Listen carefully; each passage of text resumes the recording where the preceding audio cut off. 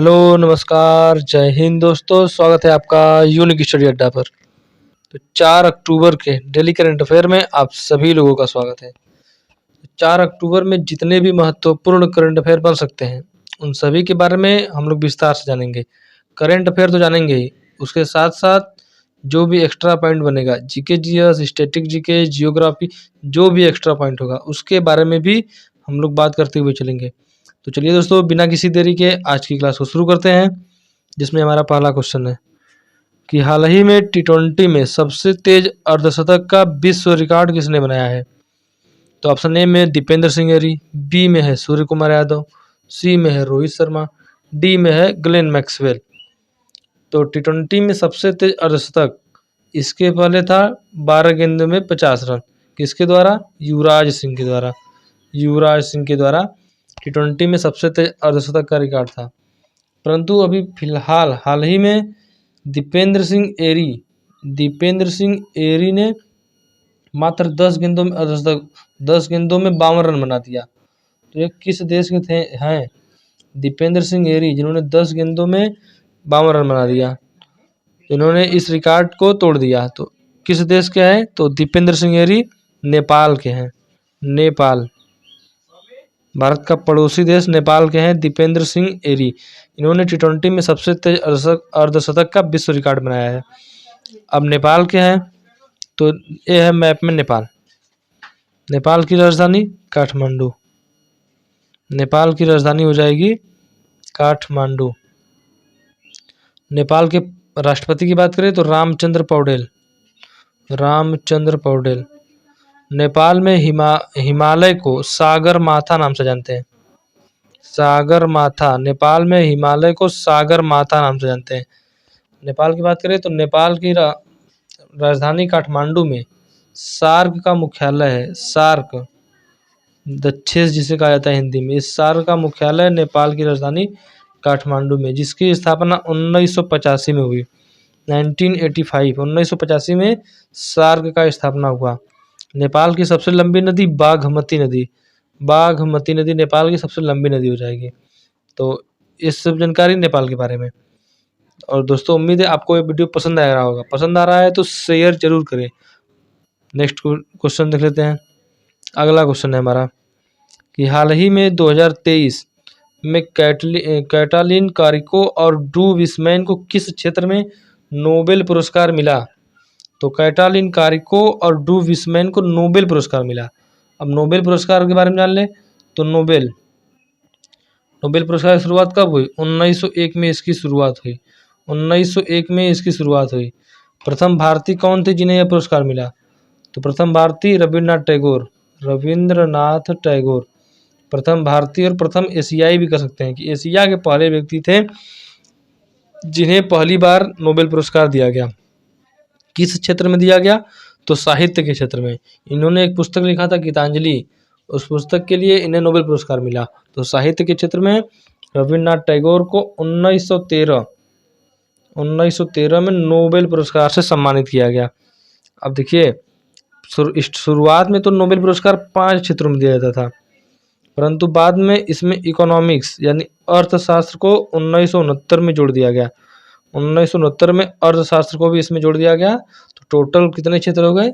6 क्षेत्र हो गए जिसमें नोबेल पुरस्कार दिया जाता है। अब सवाल का हमारा आंसर देखें कि कैटालिन कारिको और ड्रू विस्मैन को किस क्षेत्र में नोबेल पुरस्कार मिला। तो आंसर हो जाएगा हमारा चिकित्सा यानी मेडिसिन के क्षेत्र में नोबेल पुरस्कार मिला इन दोनों को। तो यही है दोनों, कैटालिन और विस्मैन। नेक्स्ट क्वेश्चन देख लेते हैं कि हाल ही में ऑनलाइन गेमिंग और कसिनो पर कितने प्रतिशत जीएसटी लगाया गया। ऑनलाइन गेमिंग और कसिनो के पर कितने % जीएसटी लगाया गया? अभी हाल ही में ऑनलाइन गेमिंग का रिकॉर्ड जारी हुआ है, जिसमें उत्तर प्रदेश पहले स्थान पर है। उत्तर प्रदेश पहले स्थान पर है। तो देखिए, उत्तर प्रदेश ऑनलाइन गेमिंग में पहले स्थान पर हो जाएगा। अपना उत्तर प्रदेश ऑनलाइन गेमिंग में पहले स्थान पर है, मतलब सबसे ज़्यादा गेम खेलता है मोबाइल में उत्तर प्रदेश। अब इस ऑनलाइन गेमिंग और कसिनो पर टैक्स लगाया गया, जीएसटी लगाया गया है। कितने प्रतिशत जीएसटी लगाया गया? तो ऑप्शन नंबर सी 28% इस पर अभी जीएसटी लगाया गया है। ठीक है, 28% जीएसटी लगाया गया है, जो आपके लिए मोस्ट इम्पॉर्टेंट क्वेश्चन होगा, याद रखिएगा। अगला क्वेश्चन, हाल ही में देश के पहले सोलर रूफ साइकिलिंग ट्रैक का उद्घाटन हुआ, कहाँ हुआ? ऑप्शन ए में हैदराबाद, बी में है दिल्ली, सी में नोएडा, डी में नॉन ऑफ दिस, यानी इनमें से कोई नहीं। तो पहले सोलर रूफ साइकिलिंग ट्रैक का उद्घाटन हुआ, कहाँ हुआ है? तो ऑप्शन नंबर ए हैदराबाद में हुआ है, हैदराबाद। तो हैदराबाद में हुआ है, तो हैदराबाद कहाँ है? तेलंगाना की राजधानी है, तेलंगाना की राजधानी है हैदराबाद। तेलंगाना कब बना? तो तेलंगाना 2 जून 2014, 2 जून 2014 को तेलंगाना आंध्र प्रदेश से अलग होकर एक नया राज्य बना, 2 जून 2014 को। तो तेलंगाना के मुख्यमंत्री की बात करें तो चंद्रशेखर राव, चंद्रशेखर राव यहाँ के मुख्यमंत्री हो जाएंगे। वर्तमान में चंद्रशेखर राव तेलंगाना के मुख्यमंत्री है।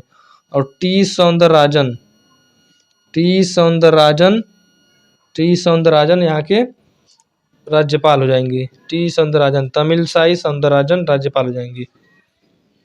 नेक्स्ट क्वेश्चन देखते हैं। अगला क्वेश्चन है कि एक बल एक जिला नीति किस राज्य में लागू हुआ है? एक बल एक जिला नीति, एक जिला एक उत्पाद नहीं, एक जिला एक उत्पाद कार्यक्रम को अभी हाल ही में गुजरात राज्य ने लागू किया है। एक जिला एक उत्पाद वाला उत्तर प्रदेश में लागू हुआ है पहले से ही, अभी हाल ही में गुजरात ने एक जिला एक उत्पाद कार्यक्रम को लागू किया है। परंतु यहाँ है एक बल एक जिला नीति किस राज्य में लागू हुआ है? तो इसका आंसर हो जाएगा option number A Manipur. Manipur में यह नीति लागू हुआ है। तो मणिपुर की राजधानी इम्फाल। मणिपुर के मुख्यमंत्री हो जाएंगे एन बीरेन सिंह, एन बीरेन सिंह, बीरेन सिंह। राज्यपाल यहाँ की अनुसुईया उइके, अनुसुईया, तो अनुसुईया उइके यहाँ की राज्यपाल हो जाएंगी, मणिपुर की राज्यपाल हो जाएंगी। अभी बात करें मणिपुर में हिंसा हुआ, तो मणिपुर हिंसा की जांच के लिए कौन सी समिति बनाई गई? तो मणिपुर हिंसा की जांच के लिए अभय मनोहर सप्रे समिति बनाई गई, अभय मनोहर सप्रे समिति बनाई गई हिंसा की जांच करने के लिए। और अभी मणिपुर में शांति स्थापित करने के लिए अनुसुईया उइके समिति बनाई गई, अनुसुईया उइके समिति बनाई गई मणिपुर में शांति के लिए। तो इतनी जानकारी आपको पता होनी चाहिए। एक बल एक जिला मणिपुर में लागू हुआ। नेक्स्ट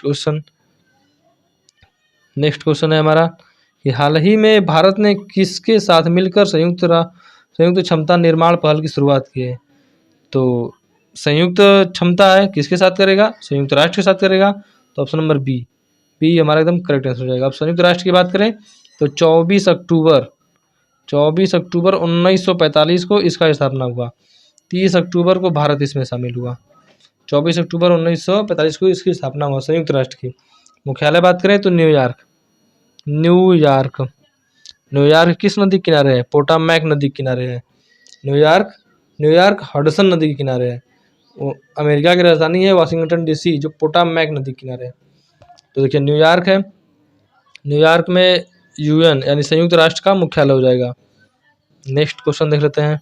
अगला क्वेश्चन, हाल ही में केंद्रीय मंत्रालय ने अमेजन फ्यूचर इंजीनियरिंग प्रोग्राम शुरुआत करने की घोषणा की है। तो किस केंद्रीय मंत्रालय ने की है? एमएसएमई मंत्रालय, जनजातीय कार्य मंत्रालय, वित्त मंत्रालय, नॉन ऑफ दिस। तो वित्त मंत्रालय यानी वित्त मंत्री कौन है? निर्मला सीतारमण। निर्मला सीतारमण वर्तमान में वित्त मंत्री। रक्षा मंत्री बता दीजिए। रक्षा मंत्री राजनाथ सिंह। गृह मंत्री अमित शाह।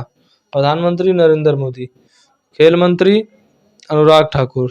रेल मंत्री अश्विनी वैष्णव। हमारे सवाल का आंसर ऑप्शन नंबर बी जनजातीय कार्य मंत्रालय। जनजातीय कार्य मंत्री कौन है? अर्जुन मुंडा जनजातीय कार्य मंत्री हैं। इन्होंने अभी अमेजन फ्यूचर इंजीनियरिंग प्रोग्राम की शुरुआत किया है। नेक्स्ट क्वेश्चन, हाल ही में किसके द्वारा GST Sahay invoice financing launch platform launch किया गया? तो इसका आंसर हो जाएगा ऑप्शन नंबर बी सिडबी के साथ। सिडबी की स्थापना 1990 में इसका स्थापना हुआ। सेबी की बात करें, security exchange board of India, 1988 में इसका स्थापना हुआ। 1992 अधिनियम द्वारा इसे वैधानिक रूप प्रदान किया गया। एसबीआई की स्थापना 1955 में हुआ, 1955। नेक्स्ट क्वेश्चन, हाल ही में किसने 45 दिवसीय स्पॉट गैंग फंडिंग विधेयक पर हस्ताक्षर किया है? तो आंसर हो जाएगा ऑप्शन नंबर बी, जो बाइडन। जो बाइडन कौन है? तो अमेरिका यानी यूनाइटेड स्टेट ऑफ अमेरिका के राष्ट्रपति हैं जो बाइडन। अमेरिका की बात करें, अमेरिका की राजधानी Washington DC, Washington DC, Washington DC. इस वाशिंगटन डीसी में WB यानी वर्ल्ड बैंक और IMF का मुख्यालय वाशिंगटन डीसी, USA की राजधानी में। अमेरिका की सबसे ऊंची चोटी माउंट मैकिनले या माउंट डेनाली, रॉकी पर्वत अमेरिका में पाया जाता है। अमेरिका यानी USA में पाया जाता है रॉकी पर्वत। तो ये सब जानकारी अमेरिका के बारे में। नेक्स्ट क्वेश्चन, तो दोस्तों आज के लिए इतना ही क्वेश्चन था। मतलब 4 अक्टूबर में जितने भी करंट अफेयर्स हो सकते थे उन सभी के बारे में हम लोगों ने बात किया। उम्मीद है आपको आज का यह सेशन पसंद आया होगा। पसंद आया है तो वीडियो को लाइक करें, चैनल को सब्सक्राइब करें और ज़्यादा से ज़्यादा शेयर करें। जय हिंद।